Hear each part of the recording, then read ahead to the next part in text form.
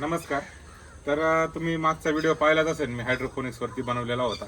त्यात आपलं वातावरणामुळे हायड्रोपोनिक्स सिस्टीम पूर्ण फेल झाली होती. मी ते सगळं पूर्ण क्लिअर दाखवलं होतं. कशाप्रकारे आळ्या पडल्या होत्या, कशाप्रकारे बी सडले होते आपले, तेही सगळं मी मागच्या व्हिडिओत तुम्हाला दाखवलं होतं. हा पूर्ण रॅक अख्खा रिकामा केला होता आणि इकडचे पण बरेचसे ट्रे आपण संपवून टाकले होते वापरून. आणि जे शेवटचे ट्रे राहिले होते त्यात आपल्याला समजलं होतं की वातावरण चांगलं झालंय आणि त्यामुळं आपले ट्रे सडत नाहीये. त्याच्यानंतर आपण निर्णय असा घेतला होता की पूर्ण ट्रे परत आपण सगळे चालू करायचे, पूर्ण सिस्टीम परत चालू करायची. आणि एक 8 दिवस झाला आपण सगळे ट्रे भरून घेतलेले आहेत आणि अशा प्रकारे काय आपले आता ग्रोथ झालेले आहे, तुम्ही पाहू शकता. हे संपूर्ण ट्रे आपण आता भरून एक रेग्युलर आपलं रोजचं रुटीन प्रमाणे हायड्रोपोनिक सिस्टीम आपण पूर्णपणे चालू केलेली आहे. आणि ही अशी आपली काही ग्रोथ आहे.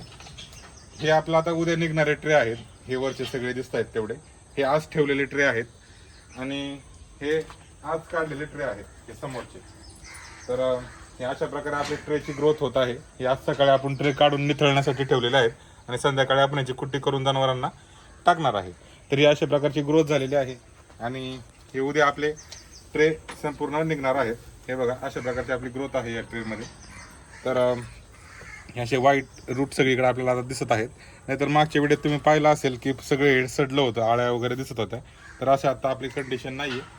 आणि तुम्ही पाण्याचं स्ट्रक्चर वगैरे पाहू शकता, एकदम चांगल्या प्रकारचा हिरवा चारा आपला तयार झालेला आहे आणि त्यात मका पण आहे आणि रूट्स पण आहेत.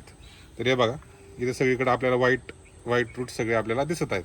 तर अशा प्रकारची आपली ग्रोथ झालेली आहे आणि आपण हा सेटअप पूर्ण आता रेडी केलेला आहे आणि रोज वापरण्यासाठी आजपासून आपण चालू करत आहे. परत एक 10 ते 12 दिवसांचा गॅप पडला होता, त्यात आपलं भरपूर नुकसान झालं.